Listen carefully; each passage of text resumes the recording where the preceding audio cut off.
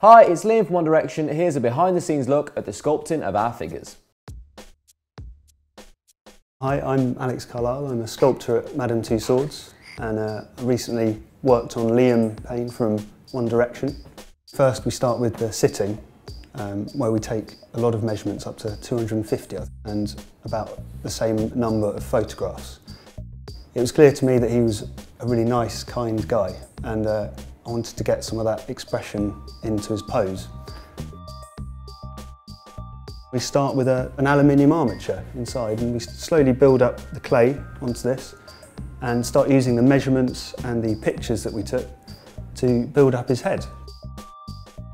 We incrementally build up this clay layer over the aluminium armature that we start with, and then using all the different measurements we create the head, and it slowly comes into shape. And over the 5 weeks that we're sculpting it, we're constantly referring back to the reference that we took.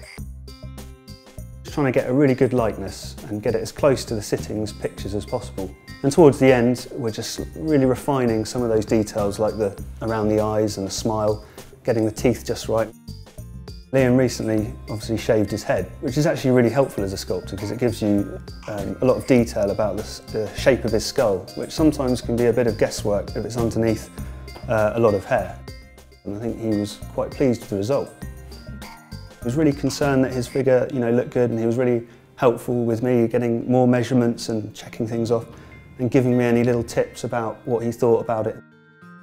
So one aspect of sculpting the head is to make sure that it's as accurate as possible, nail the exact details of the face and get all the points in the right place.